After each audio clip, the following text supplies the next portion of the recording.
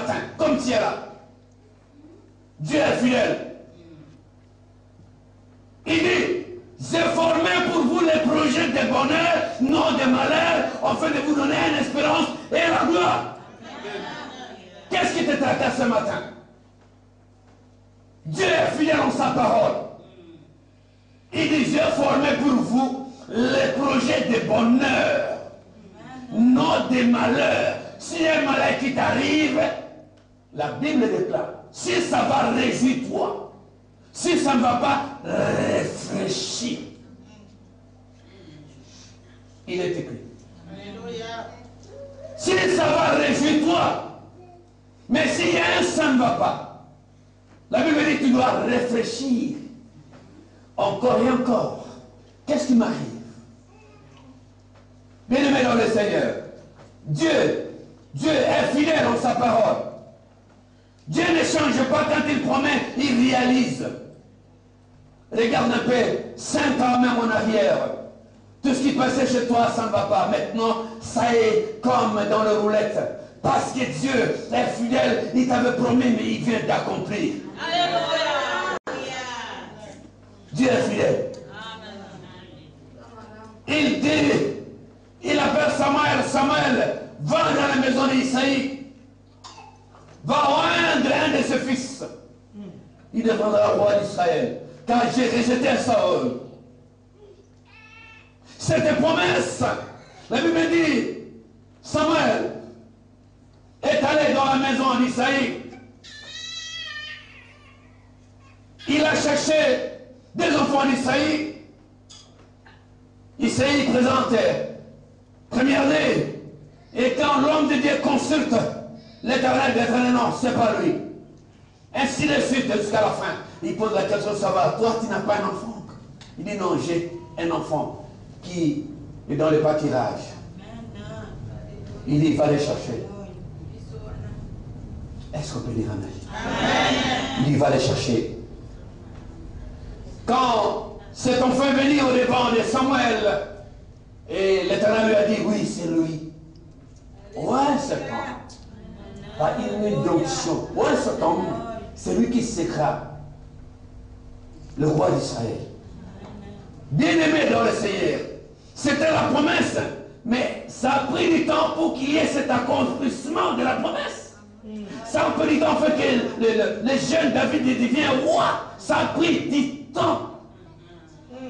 Ça a pris du temps. Est-ce qu'au milieu, tu vas abandonner? Est-ce qu'au milieu, tu vas rejeter? Est-ce qu'au milieu, tu vas laisser? Est-ce que David avait laissé? Non, il avait reçu une promesse de Dieu. Alléluia. Il a entendu encore et encore, malgré il était persécuté par Saül. Comme Dieu avait promis à cet homme, il deviendra roi. À la fin des comptes, les points appartiennent à Dieu. Ce n'est pas à tes ennemis. Ce n'est pas à tes gens qui ne t'aiment pas. Ce qui leur appartient seulement virgule. Mais les points, Joshua, c'est écrit là-bas. Est-ce qu'on peut dire amen? Mais tu peux recevoir la promesse maintenant. Mais attends l'accomplissement. Ça prendra un peu de temps. Mais la patience, car c'est lui qui a promis, il le réalisera toujours. Nous voyons Joseph. La Bible dit Dieu fait la promesse à Joseph par les songes. Et Joseph lui-même vers son père dit, papa, ce que j'ai vu aujourd'hui, c'est extraordinaire. Vous, mes parents, vous êtes agenouillés devant moi. Père, le père dit, mais c'est pas possible ça. Et il dit à changer la formule.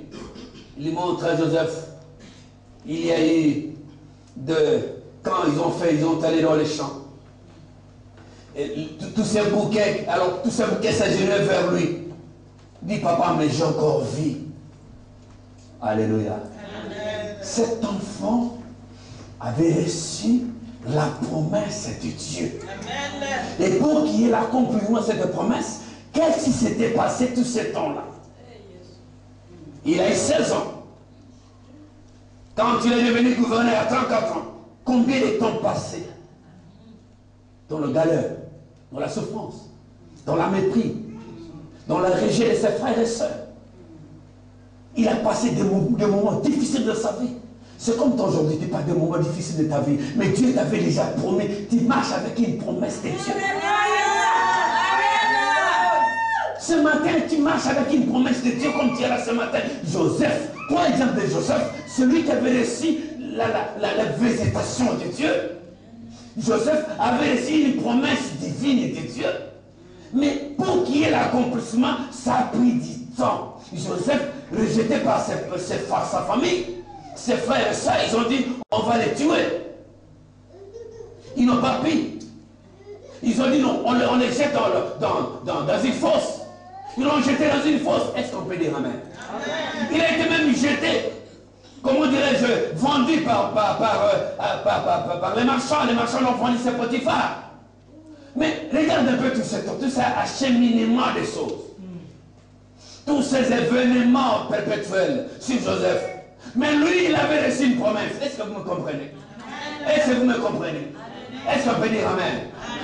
Mes frères et sœurs, Joseph est arrêté, emprisonné, frappé, humilié en prison. Mais il avait la promesse en lui.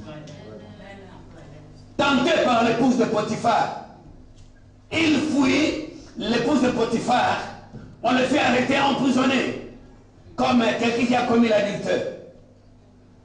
En lui, il savait, j'ai la promesse.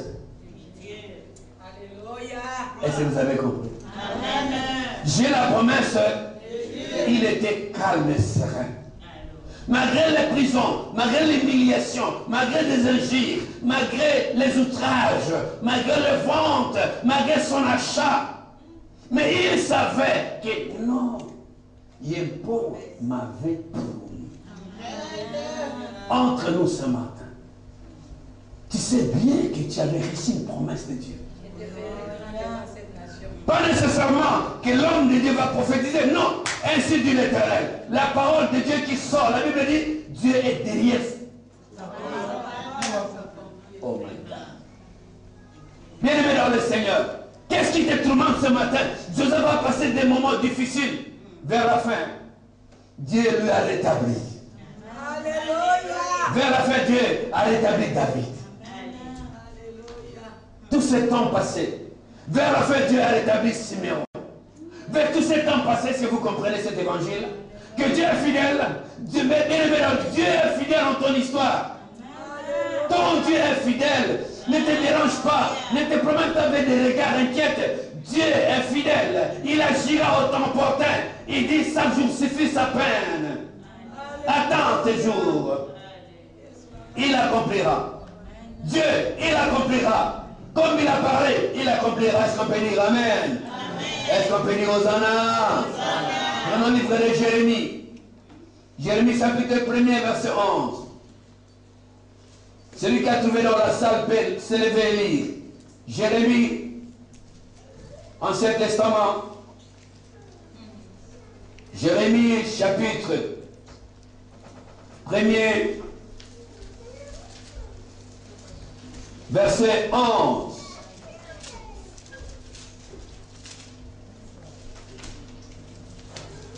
et 12. Jérémie chapitre 1er, verset 11 et 12. Nous disons au nom de Jésus. Amen.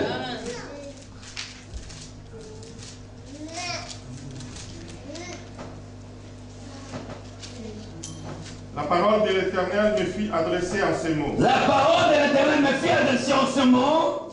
Que vois-tu, Jérémie? Que vois-tu, Jérémie? Je répondis. J'ai répondu. Je vois une branche d'amandier. Je vois une branche d'amandier. Et l'Éternel me dit. Et l'Éternel me dit.